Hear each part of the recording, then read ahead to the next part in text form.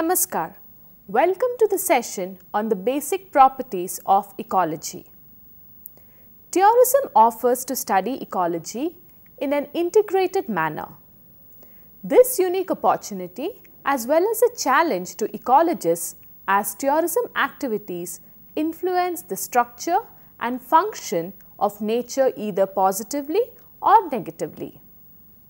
The success of tourism industry ultimately depends on habitats which are diverse, that is both habitat and species diversity, rich in natural resources and relatively free from degradation or pollution. Hence, tourism policy makers and managers have to understand the basic principles of ecology and environment to evolve long-term sustainable tourism strategies. In this episode, let us try to understand the basic properties of ecology. The main objective of learning has been presented under 5 broad categories: history of ecology, biodiversity in ecosystems, basic laws of ecology, hierarchical level of organizations, and sustainability. Firstly, coming to the introduction. The term ecology was first coined by Reiter in 1868. It is first defined by a German scientist Ernst Haeckel in 1869. It has been derived from 2 Greek words, namely oikos meaning home or estate and logos meaning study. Literally, it means the study of the home or household of nature. Smith in 1996 defines ecology as a study of structure and function of nature. Let me say that the structure includes the distribution and abundance of organisms. It is influenced by the biotic and abiotic element of environment. Its function includes all aspects of growth and interactions of populations. This includes competition, predation, parasitism, mutualism and transfer of nutrients and energy among them. History of ecology. There are several opinions about the beginnings of ecology. It is traced to Charles Darwin, Thoreau and Haeckel and Theophrastus. He wrote about the interrelationship between organisms and the environment. He is the pioneering ecologist. The roots of ecology can be traced to natural history.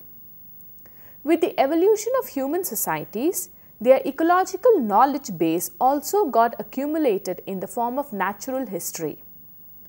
There are 2 major cultural shifts, that is the agricultural revolution, which happened about 10,000 to 12,000 years ago, and the industrial revolution, which happened 275 years ago. Indian texts and ecological principles. Indian texts are full of references to ecological principles.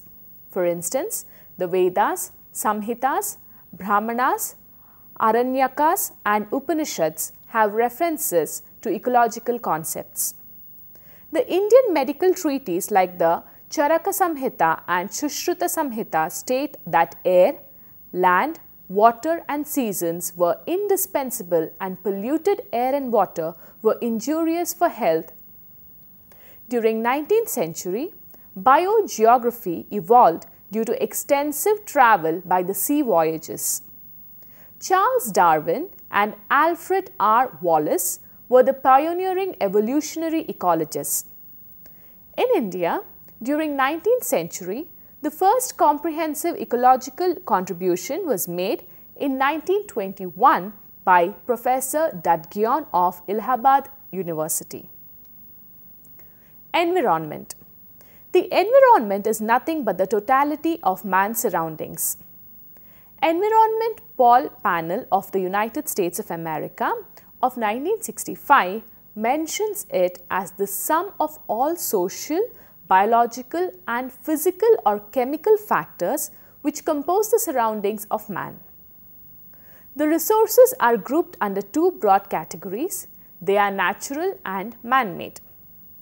The natural resources are land, water, air, biota, including flora and fauna, energy and fuels, and raw materials.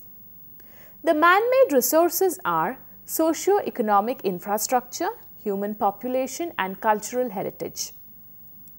Study of ecology and environment for tourism.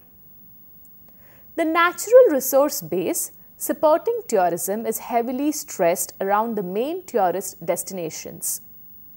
Changes in the physical, spatial, and socio-economic structure of a tourist area and the environmental problems testify this. As you know that the tourism is a multifaceted phenomenon cutting across several sectors. They are geographical, socio-economic, ecological or environmental dimension of tourism. The emerging tourism scenarios in both the first and third world countries indicate the vital importance of the ecology of the tourism destination areas and environmental qualities to determine the quality of the tourism products. Thus, now they occupy a leading position in the tourism policies and planning. The success of the tourism industry ultimately depends upon habitats. They are diverse, rich in natural resources, and free from degradation or pollution. Hence, it is essential for tourism policy makers and managers to understand the basic principles of ecology and environment to evolve long-term sustainable tourism strategies.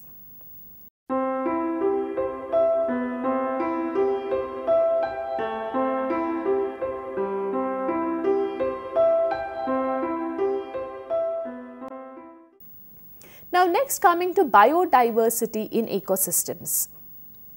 Biodiversity or biological diversity is species richness.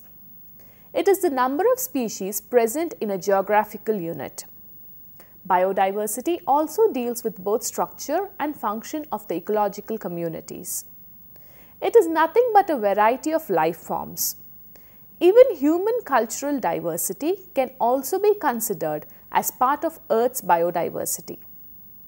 Based on the needs for conservation, one can study biodiversity at 5 levels, that is genetic diversity, species diversity, which is variety of plant, animal and microbial species in a given community.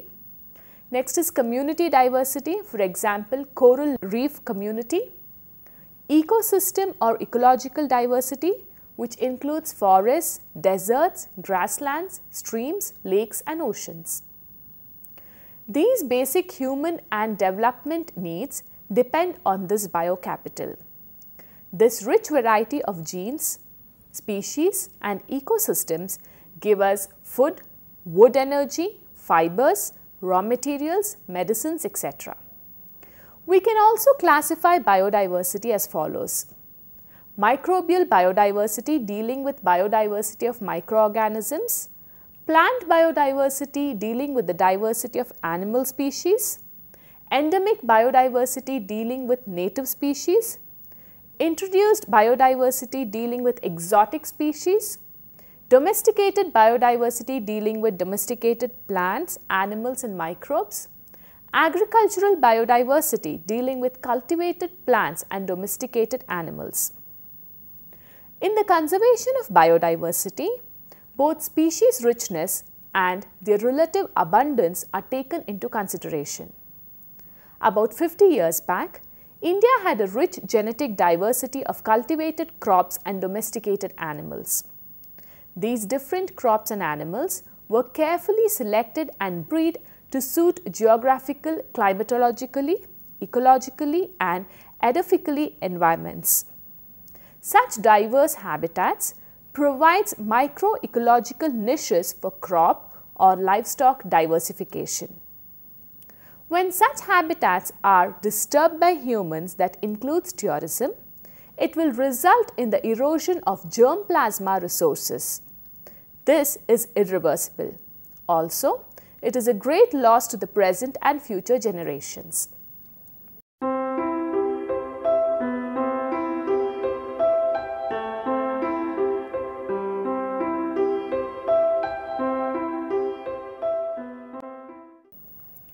Basic laws of ecology. The following 4 basic laws of ecology are proposed by Barry Commoner. Everything, including humans and non-humans, is interconnected, interdependent and interactive and intermingled with everything else. For instance, intensifying tourism activities on mountain slope will destroy soil cover, decrease biodiversity, increase soil erosion or floods, affect the lowland settlements or agro-ecosystems. This is exactly what we witness in popular hill stations like Ooty and Kodaikanal. Any human activity, including tourism, will result in a waste product and pollute the surroundings. For example, transportation, consumption of water and consumption of energy and food. There is no such thing as a free utilization of resources. You have to pay the environmental cost of development. The negative cost of development may be reduced but cannot be completely eliminated. Nature has the capacity to heal or repair itself within certain limits. Until now, no solutions are found for the environmental problems caused by overexploitation of the natural resources resulting in the loss of biodiversity, soil erosion and pollution. A 5th law is recently added. It states that nature is more complex than we know. These 5 laws of ecology are important both for the academic community, the scientists, the policy makers or implementers, NGOs or other local institutions dealing with any aspect of development, leave alone tourism. Now next is about the basic properties of ecosystems. Human activity, from that of hunter-gatherers to that of high-tech human society, is bound to produce certain impacts on the ecosystem. Hence, the adage, development without destruction can be considered as a misnomer. However, any natural resource or ecosystem has the ability to withstand such negative impacts provided they are controlled with reasonable limits.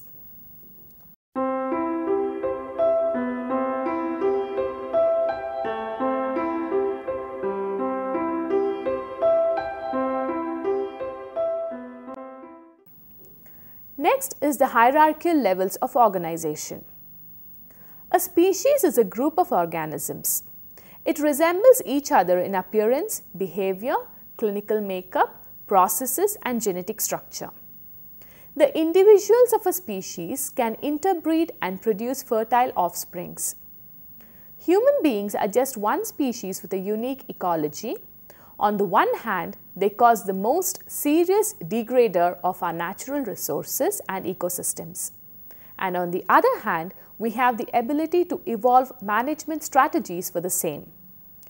The distribution of species with a community shows 2 main characteristics: species richness and evenness. The more equitable the distribution, the greater is the evenness. Species diversity, which considers both the species richness and evenness, increases as the numbers of individuals in the total population are more equitably distributed among the species. Local diversity reflects and is influenced by regional diversity. That is the product of climatic history, historical accidents and geographical position of dispersal barriers. Dispersal is the spreading of individuals. It may involve active or passive movements. Migrations also alter the biodiversity. Habitat is the place where plants, animals and microbial communities live and interact.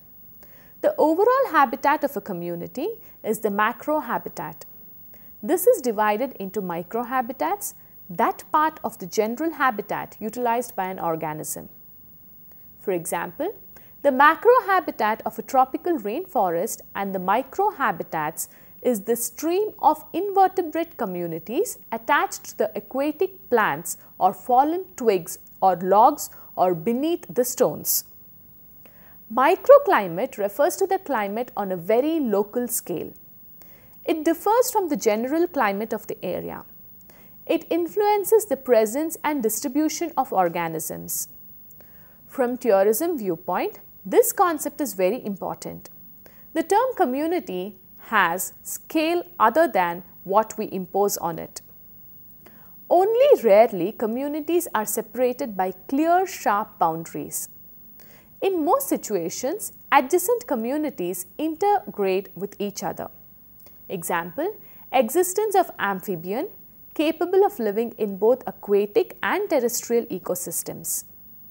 Plants, animals and human beings live in association with a wide variety of other plants and animals. These communities of organisms are not mere collections or assemblages of individuals or populations, but they represent a highly ordered, dynamic and complex organization. Such complex natural organization with their living and non-living environments that control them and from which the living organisms derive their sustenance are called as ecosystem of an ecological system. Thus, ecosystems are communities of interacting organisms and the physical environment in which they live. Next is resistance and resilience.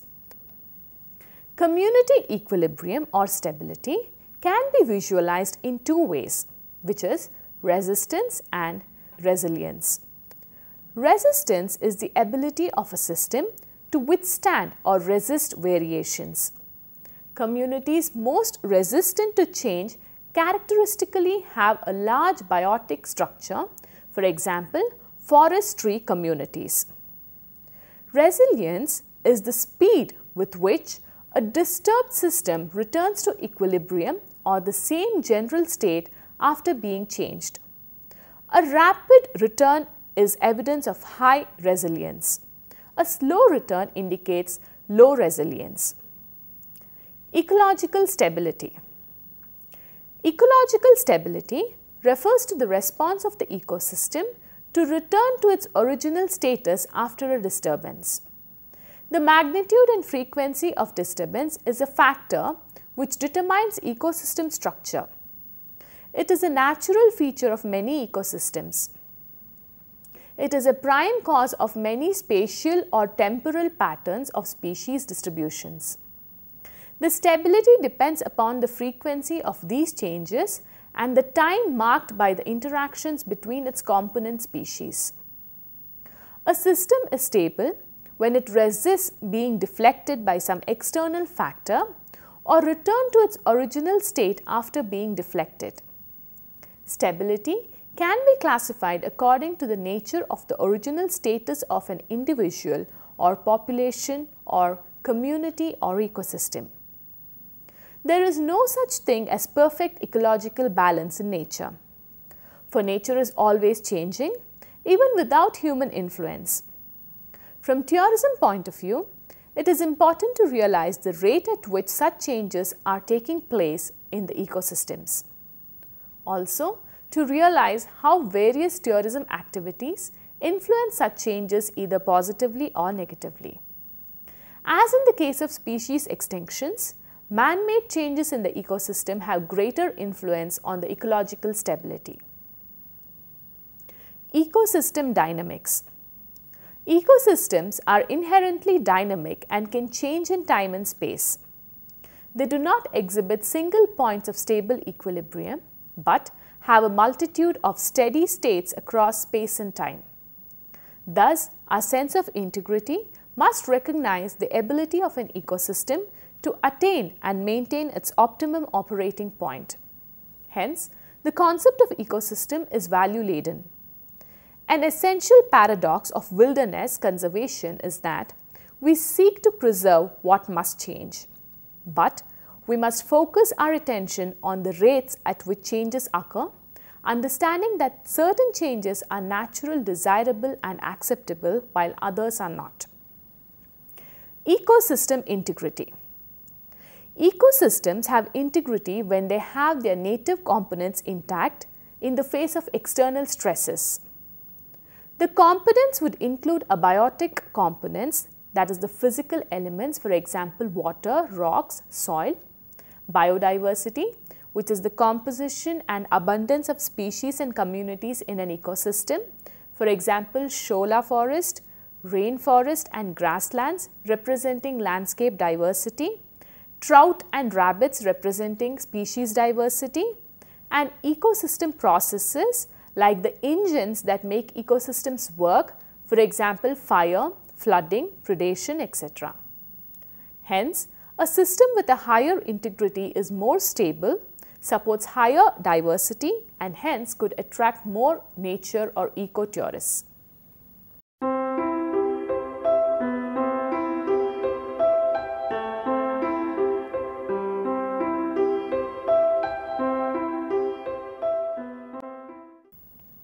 Now coming to sustainability. Sustainability has emerged as an umbrella concept. It is embracing many interconnected issues of environment and development. The term sustainability means to hold up, that is to maintain or protecting the productive use of resources and the integrity of environment. Only recently the concept of sustainability came into popular usage. A parasite host model for humans and the biosphere is a basis for turning from exploiting the earth to taking care of it. In the biosphere, mankind's functional role is similar to that of parasites. A good parasite functions as part of a system and may evolve to actually benefit its host or the entire system. To develop a sustainable system and to analyze this system, we need a common currency. Energy is a convenient currency with which to analyze a system. Energy flows through all ecosystems, and the way it is used and stored determines the characteristics of each ecosystem.